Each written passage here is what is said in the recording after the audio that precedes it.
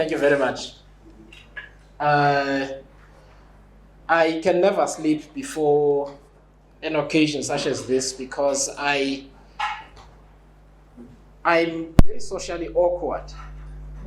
And so whenever there are lots of people in the room, I wish I was an hour into the conversation because by then I'm relaxed. And I think we are some time into the conversation, but I'm still nervous.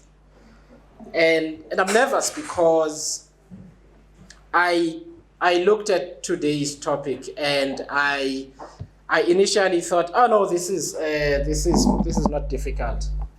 And then I reflected on the legacy that brings us here today. And I realized it's actually a lot deeper than it may appear on the surface.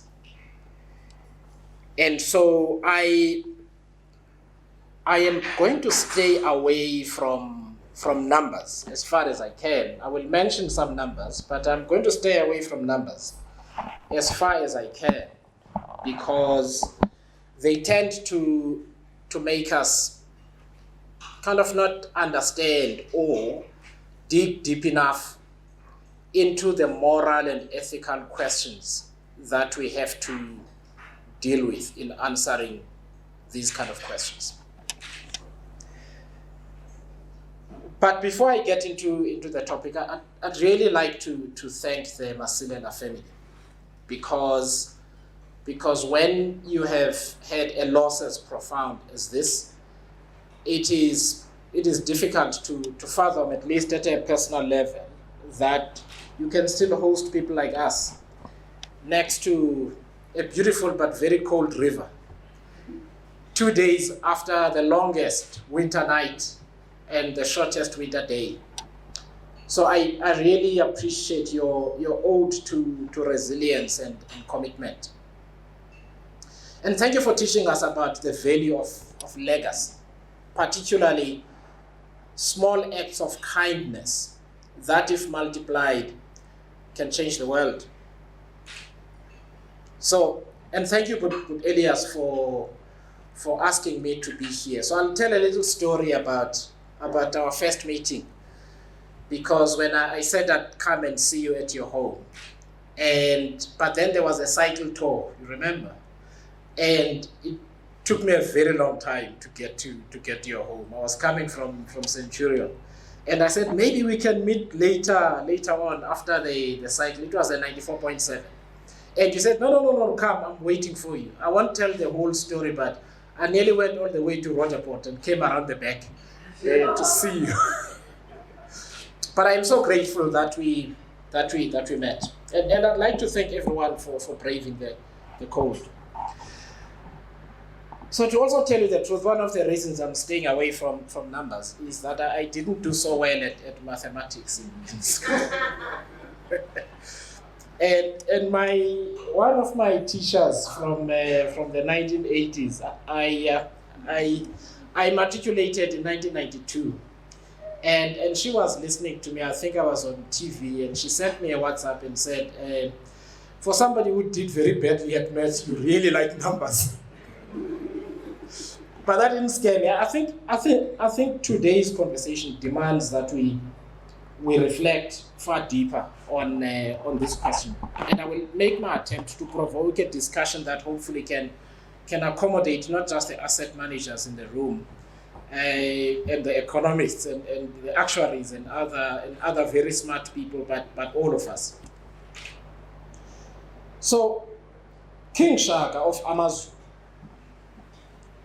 a warrior, a king, a conqueror, a nation builder, and global movie star, died at 41. He died at 41. So he was 6 years younger than me when he passed. Cecil John Rhodes, a hustler, a colonialist, an imperialist, a businessman, industrialist, politician, the Prime Minister of the Cape, died at 49. At 49. He wrote an extensive will I think for those days, which is a small booklet that you can find if you look hard enough and you order from some of these classical bookstores. And therein he sets out the Rhodes Scholarship. And in that will, he says, if there were in future to be someone whose stature is as great as his or bigger, you can change the name of the scholarship and put the name of that person before mine. And so we then had the Mandela Rhodes Scholarship. He died in 1902. And he was obsessive about legacy. So he determined what would happen not just to his body when he died, but what would happen to what is now the presidential guest house in Cape Town, and so on and so forth. But he died at 49, which astonished me. Beyond our continent, Alexander of Macedonia died at 32, leaving an empire that stretched from Central Europe and all the way to Afghanistan, crossing the Hindu Kush to India. He died at 32. So had we had this conversation maybe 150 years ago, we would be having a conversation about Africa's economic future, period, with people that are much younger than maybe the median age in the room. Back then, life expectancy was short. People lived fast, I think, and died young.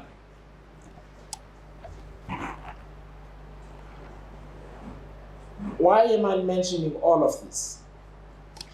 I'm mentioning it because my provocation today is much less about the numbers. The numbers are easy to deal with, and more about how we change the way we think about everything, including who is young and who's not. Our idea of who's young has got no basis in history. Our idea of who is young has got no basis in history. Some of the people that have achieved really great things, questionable characters, some of them, what is common with most of them is that they were really, really, really young. And it appears that notwithstanding the fact that it was 100, 200, 1,000, 2,000 years ago, society was ready to accept their leadership. And there's something about being young. It's the belief that most, if not all, things are possible, that they can be done, and that there is no one else to look up to or to look to, but to look to ourselves and go ahead and do them. And that is at an overarching level. But after spending a lot of time on figures, graphs and trends and so on, from the World Bank, the IMF, Stats SA, and so on, I decided on the following points for our discussion today. So we often talk about the demographic dividend that Africa has, that the median age in sub-Saharan Africa is 19 years old, I think. There are countries that have a median age that is even lower. I think in Uganda it's 14 and a half years. So very young populations. In 2021, the median age of African leaders was 63. So you can see the gap. Now let's go back to all the people that I spoke about before. When you are working towards a future in which you will live, I think you do things a little differently because you will be there. There is self-interest in it. It's not just something that you leave into future generations. I am not suggesting that with Elias and them should ship out of the room and we only talk to the young people. But I am saying that when we think about how we can place young people in a position where they can determine Africa's economic future and Africa's future in general, maybe we might reap more sustainable rewards that way. Instead of what we can do for them in the moment. Think about what we can enable them to do for their own future and for the rest of us. So I've got a few strange themes that I'm going to place on the table. And those who've got notebooks, please note them down, because then we are going to have the conversation. The first is health and well-being. Health and well-being. Too many young people die during birth or soon thereafter on our continent. They never get to see the future. And in many instances, their young mothers die alongside them. One of the reasons we've got such a young population is that the old people don't live long. Life expectancy is much lower. So if you talk about the future of any economy, you need people, A, that are alive, 2, that are healthy, and 3, that can be productive for a very long time. If you can't do that, you are just playing. You're always going to talk about a dividend that you are going to reap, that you never, ever, ever reap, because it is entirely theoretical.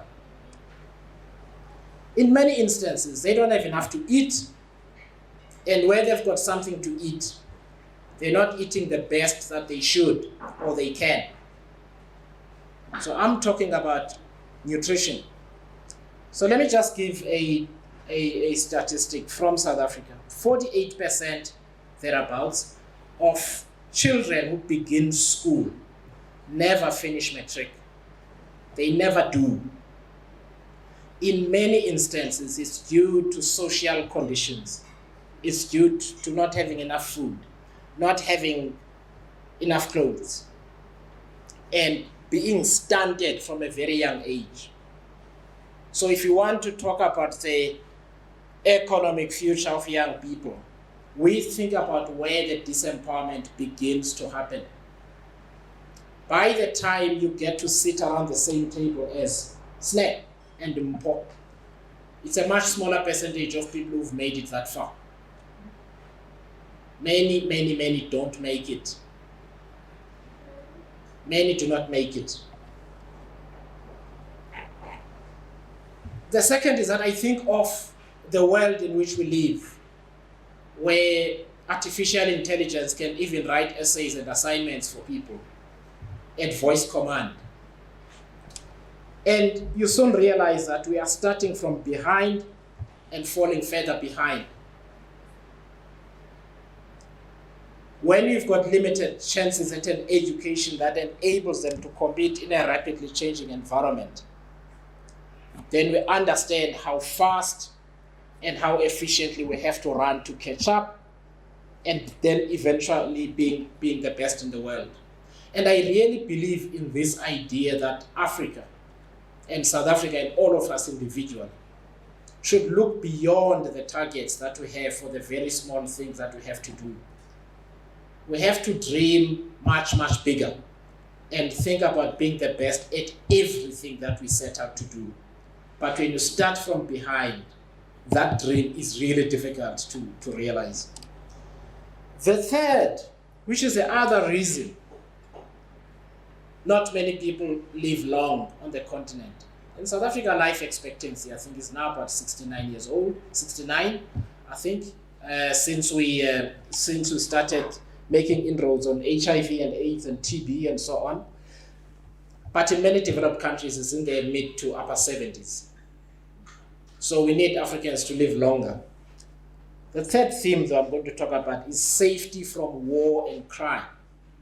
It is really difficult to have any kind of economic future when you live in and amongst violence at a personal level, at a community level, that affects also your country as a whole. It is also safety from structural injustice, which is a form of violence. Let me tell a little story. I tell this all the time. When I first came to Johannesburg, I worked at Melrose Arch, and there was a lady, Sis Paulina, who was one of the auxiliary staff in the office. She lived in Orange Farm. She had to be at the office at 7. and leave at 3:30 to get home. That meant she had to be up at 4 so that she could leave home by 5 o'clock at the latest, so that she could be at Melrosach at 7. In winter, she left home in the dark and came home in the dark. She never had an opportunity to be a parent to her kids. She never had an opportunity to be a parent to her kids. Let us think about the kind of future kids who live in that environment, in that situation where the parents have to make a choice between putting food on the table and nurturing and helping their children become the best of who they can be and want to be. So I'm leaving the numbers out deliberately, because if we don't think about the structural issues and the violence in which people live in different ways, we will always wonder why we don't go as far as we can. And children and young people are the most vulnerable in each of these instances. In each of these instances. The fourth is the climate crisis. It is a crisis. And one of its outcomes is not just the destruction of livelihoods and the destruction of homes. It is these scenes that we see on CNN and other global networks of hundreds of people in tiny, old, and unsafe boats drowning in the seas trying to get to Europe, trying to escape our continent. Many of those are young people. They have lost hope that their own countries can offer the kind of opportunities that they need in order to be able to successfully answer the question we are dealing with today. Now, in South Africa, the conversation, and those of you in asset management, so you watch with interest, because, and I'll be crude about it, when the European asset managers started pressuring European and other companies to get off carbon-intensive industries, that also became an opportunity for transformation in South Africa. And so you saw a lot of ownership of coal assets passing into people that look like me and you. And as soon as that happened, the rules begin to change again. And so there's a lot of people who are really upset about it. But at the same time, I've spent some time in the coal belt. I used to work for a mining company for 7 years. There are tens of thousands of people in Mpumalanga who've got respiratory illnesses because of the coal mining sector and power stations. They matter too. There are children who live in those communities with serious respiratory illnesses by the time that they reach age 18. And it's just out of just one thing. There is pollution of rivers and so on.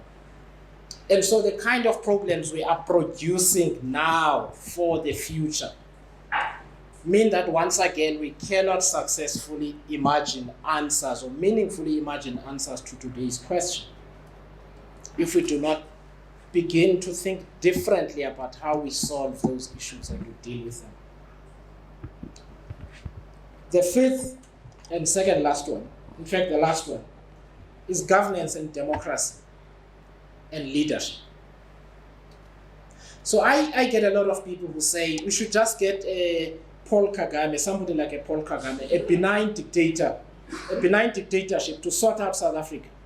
And that is the cop-out that we all offer, because we are looking for a chief executive that we will pay to take over the responsibilities of citizenship and collective imagination from all of us, and do the thinking and the doing for the rest of us, and answer today's question on our behalf so that we don't have to think and act on it. That's what it means. Because you hand over to somebody who's going to get things done, and I understand the desire to get things done. But of course, ultimately, whether it is benign or not, a dictatorship is a dictatorship. And some of us might then get arrested for being in a meeting such as this. And so it is not a real thing to try and have a conversation about at all. So the question I want to ask is, how do we answer today's question in an environment where most, if not all, things are hotly contested politically and socially? And it is really difficult to make headway. You feel like you're stuck. Because whenever you try and do something new, there are 5, 6, 7, 10, 20 voices that say no. Those are the challenges of a democracy. And so we have to try and do this in an environment where there is contestation in society for ethical and unethical reasons for why we can or cannot do these things. And so back to the historical figures that I spoke about earlier on, and place a few things on the table, a few ideas on the table for us to discuss on. So I'm not going to provide many answers, by the way. I've been asked to agitate. So I'm not going to provide many answers. We can have a discussion thereafter. I will share what I think on some of these questions, and you can also share what you think so that we can have a dialogue. The first is about managing transitions. The world and life is always in transition all the time. It's like building and fixing a Boeing while it is flying. There will never be a time when we are able to stop, think about everything, start from scratch, and still finish as number one. So how do we do things in a constant state of transition and build forward momentum all the time? The second point I want us to discuss is about intergenerational leadership. I think one of the lessons that I gleaned from number 43 is exactly this point. Because you see it in the family. That Mkulu and Magogo are not here, but Put Elias is here. But you can also see in the room that when Put Elias is not here, maybe because he's gone to live in an exotic island and is tired of load shedding, there will be more people to carry on the legacy. Are we doing that at a much higher level, at a national level, at a societal level? I think not. We have people who stay too long, try and do too much, and achieve little sometimes. The third is fighting for democracy as a way to carry a bigger unifying idea, the ideas of justice and freedom. Because it is when we have justice and freedom that young people will be able to thrive in the manner in which we imagine, right across our continent. So what is our task? So I'll set out a few points. The first is that we need to change the way we think. We need to change the way we think. So one of the reasons in my current vocation, which sometimes I question myself about, which is to enter the space of politics, and politics in broad terms, was the idea that my colleagues and I had to set out for ourselves and for everyone who joins our journey, a task that is far bigger than winning an election. The complete transformation of South African society. The complete transformation of South African society. We have had 30 years of democracy. Some of the basis for our democracy was an interim arrangement. We have become addicted to things which are not necessarily normal, but were an anomaly, a good anomaly. The idea of the heroic leader, the Nelson Mandela, the Walter Sisulu, and so on. They were shaped by circumstance and are almost never to exist in our lifetime. The question is, what do we do on our own to take the journey forward? So there are many of us in the room that do really great things. But I don't think we agree on the unifying moral idea that we are pursuing as a collective. We all do the best we can in our silos. We never meet, we never talk, We never reflect beyond who to vote for or whether we get a Paul Kagame or not. So I'd like to challenge us to think beyond that, because if we do not have at least a theory of the kind of society we want to build, we cannot begin to talk about the economic future of young people. We cannot. Because therein you have to talk about whether they are safe or not, whether they're able to live a full and healthy life, and so on. The second thing is for us to learn to think bigger, far bigger. Far bigger. And that means none of us accept the station in which we are as the only terrain in which we are going to play the role we are supposed to play in answering these questions. None of us should. Regardless of where we work and what our job is, and so on. The third is to treasure the pioneering spirit.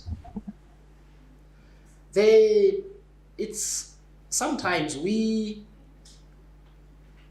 use what we think of our capability to assess what is possible, because we think of ourselves as individuals, and we determine that certain things are just too far a bridge to walk across and that they cannot be done. So I'd like us to challenge us to think far bigger, to treasure the pioneering spirit, because it is those people who imagine that it is possible to create a nation that lead to the kind of transformation that we need. So in closing, I will say that in my view, there are some important sectors in society. There is politics, that is the obvious. The second one is the church. The church convenes millions of people every week, not just on Sunday. On Thursday, on Saturday, and on Sunday, and on other days as well. When we have an overarching moral and ethical idea that we are driving, we think better about how to utilize those structures to answer the question. So that is the first. That's a second. I took politics as a given. The third is sport. Similarly, sport unites communities. Sport builds communities. Sport builds resilience. Sports build character. So that's the third. And the fourth is the arts.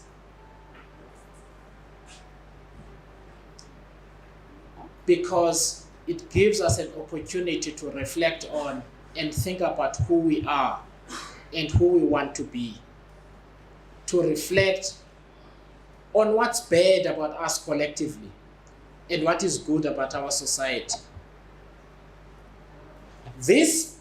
Today's question could be reflected in a play. Today's question could be reflected in a play.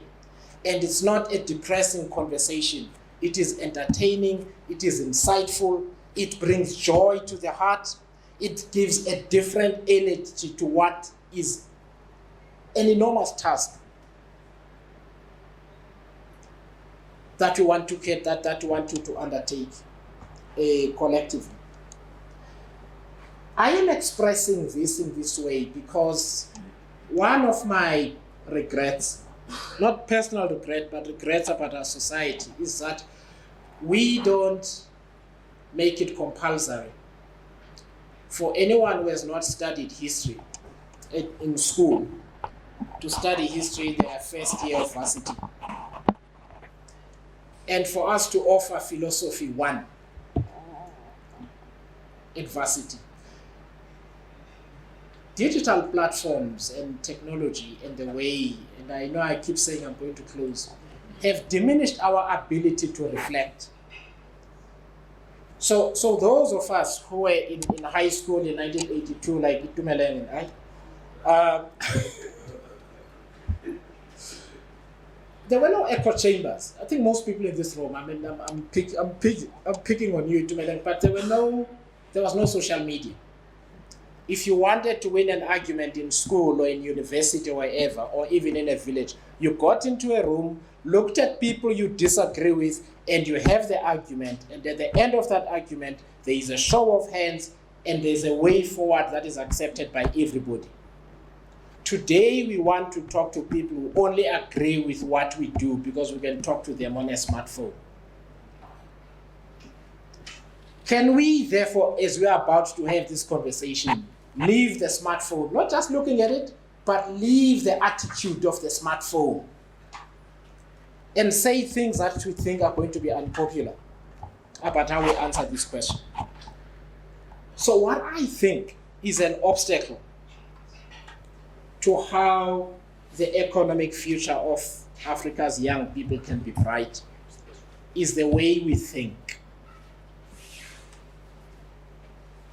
The education, at least the number of people that are sufficiently educated on the continent is there. In South Africa, it is particularly there. It might not be where it needs to be, but that is not the problem. Capital, especially in South Africa, is not the problem. The big thing is the way we think. And one of the symptoms is that we don't think we can act in a joined up way to reshape society and answer these questions meaningfully. Now, of course, we can go into the numbers as well, but that is my agitation. Thank you very much.